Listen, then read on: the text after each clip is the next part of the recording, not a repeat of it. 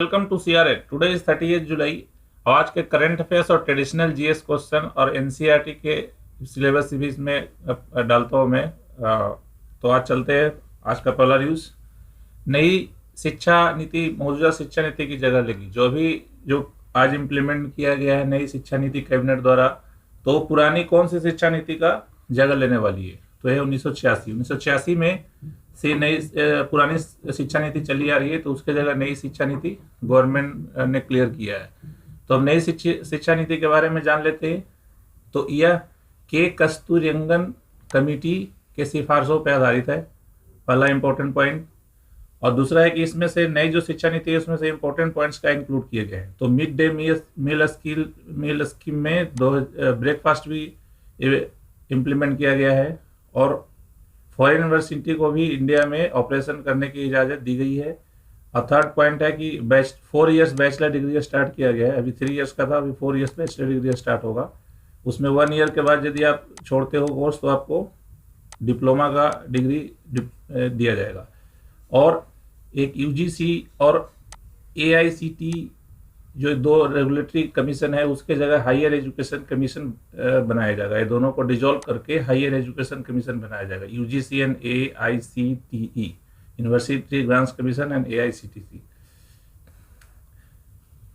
आज के दूसरे सवाल की तरफ चलते हैं कि जो डिफेंस सेक्टर से है कि इंडिया में 5 राफाल विमान आ चुके हैं। तो इसी से रिलेटेड है कि राफाल विमान फ्रांस से लिया गया है। दूसरा है कि S-400 मिसाइल रूस से लिया गया है। तीसरा Chinook Apache helicopter Boeing USA से लिया गया है। तो ये चारों सही है।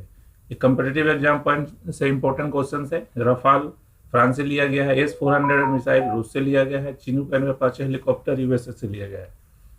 ये है राफाल, जिसके बारे में मैंने 2 दिन पहले आपको वीडियो में बताया था कि इसकी स्पेशलिटी क्या है, कि इसकी मैक्स वेलोसिटी 1389 किलोमीटर है। और जिसकी रेंज है, रेंज मीन्स जब ये टेक ऑफ करेगा तो लैंड करने से पहले इतना किलोमीटर तो फ्यूल से चल सकता है।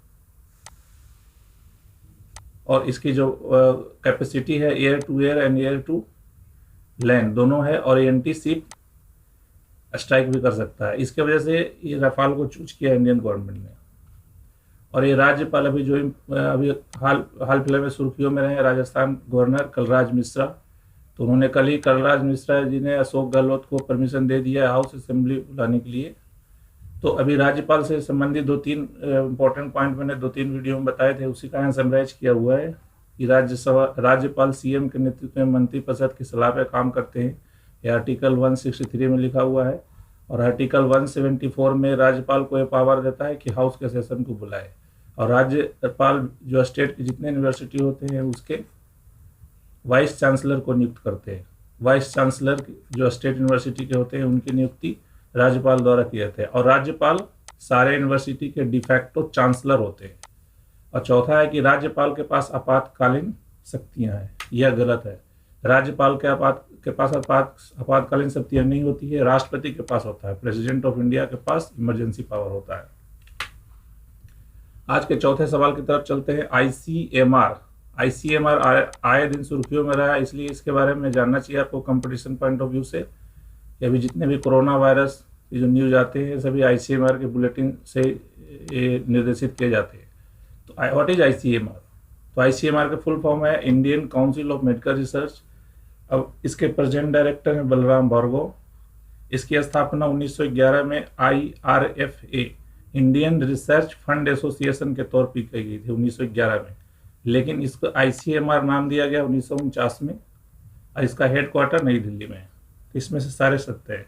तो आईसीएमआर के बारे में इतनी चीज़ आपको जानना चाहिए कंपटीशन पॉइंट ऑफ व्यू से। इसके वर्तमान महानिदेशक डॉक्टर बलराम भार्गव है। इसकी स्थापना 1911 में हुई थी, लेकिन 1949 में इसका नाम आईसीएमआर रखा गया। इसका मुख्यालय नई दिल्ली में है।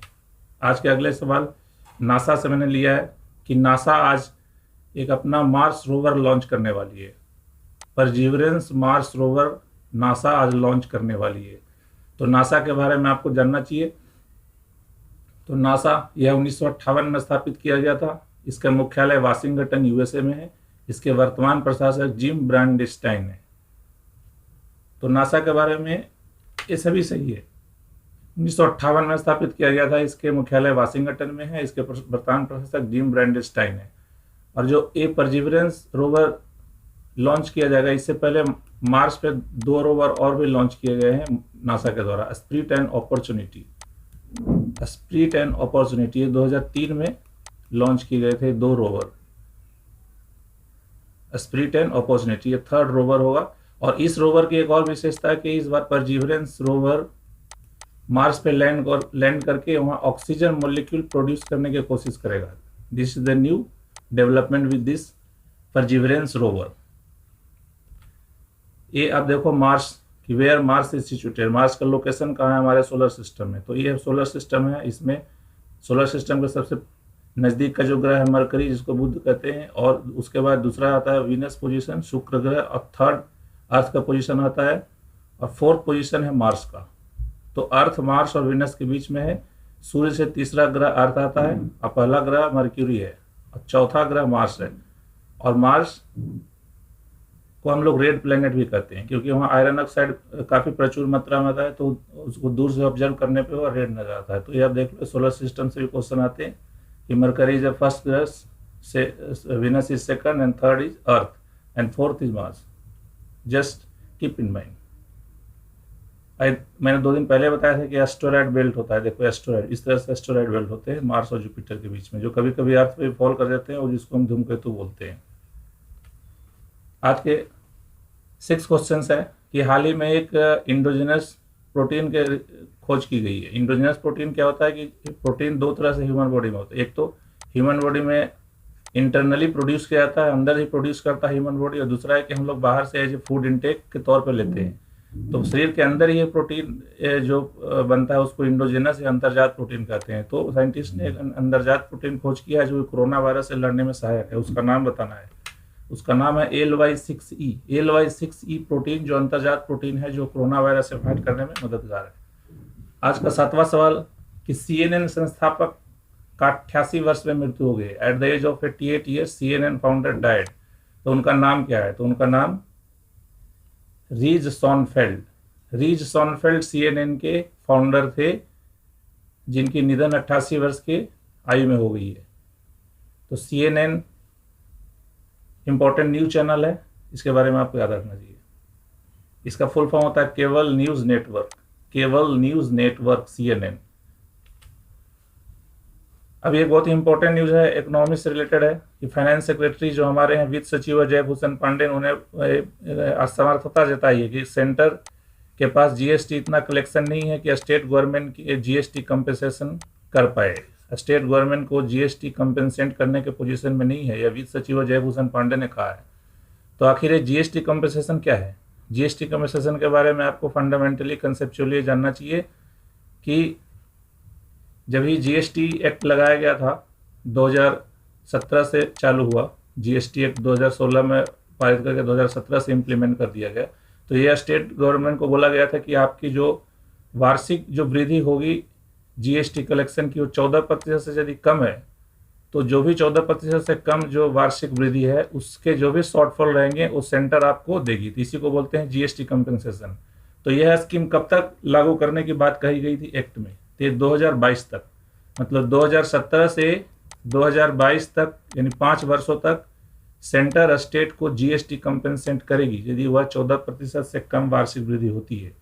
तो अभी सिचुएशन ये है कि कोरोना वायरस के वजह से जो इकोनॉमी का इफेक्ट पड़ा है, उसे GST कलेक्शन बहुत कम हो रहे हैं। तो फाइनेंस सेक्रेटरी ने बोला है कि हमारे पास GST कलेक्शन बहुत कम हो रहे हैं, इसलिए हम कंपेंसेट करने के पोजीशन में नहीं है। तो इससे रिलेटेड क्वेश्चन है कि कंपेंसेशन कब तक लागू है? 2022 तक, 2017 से चालू होकर 2022 तक। अगला सवाल है स्पोर्ट्स से रिलेटेड है कि वर्तमान में मौजूदा समय में ICC के चेयरमैन कौन है?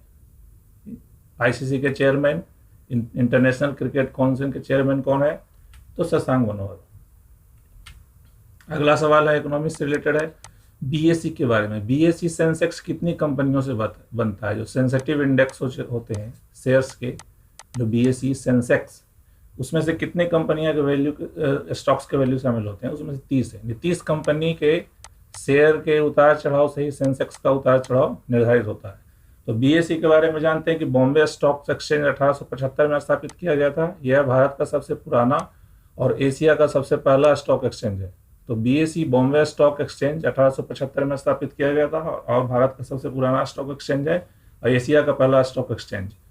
अब जो बीएससी के जो सेंसेक्स होता है, तो जैसे सेंसेक्स अभी मान लीजिए 38,000 चल रहा है, तो 38,000 चल रहा है, तो 38,000 कहाँ से चल रहा है, तो उसका बेस ईयर है 1978 और 79। यहाँ 100 लेते हैं बेस ईयर में, और यहाँ से बढ़ के अब यहाँ हुआ है। तो ये क्वेश्चन आते हैं एग्जाम में कि बीएससी सेंसेक्स का बेस ईयर क्या है, तो बीएससी सेंसेक्स का बेस ईयर 78 79 में है। और इससे एक और इम्पोर्टेंट न्यूज़ है कि 2001 में डॉलेक्स 30 लॉन्च किया गया था सेंसेक्स द्वारा। तो सेंसेक्स के जो प्राइस है 30 कंपनियों का, वो रुपीज़ में निर्धारित होता है। तो इसी को यदि डॉलर में डिनोमिनेट किया जाए तो उसको हम लोग बोलते हैं डॉलेक्स 30। सेंसेक्स का ही डॉलर का फॉर्म है डॉलेक्स 30, 2001 में लॉन्च किया गया था। तो इतने इंपॉर्टेंट बीएससी से आपको याद रखना चाहिए। That's all the today, answer हमने दिया हुआ है। और thank you very much for watching this channel. तो इस चैनल में मैं ऐसे ही करंट अफेयर्स और इससे रिलेटेड क्वेश्चंस लेता हूं जो कि कंपटीशन में पूछे जाते हैं, और मैं आपको ये अश्योरेंस देता हूं कि इसमें से बहुत से सारे questions, more than 50% question competition में शामिल किए। Thanks for watching this. Subscribe, like and shares.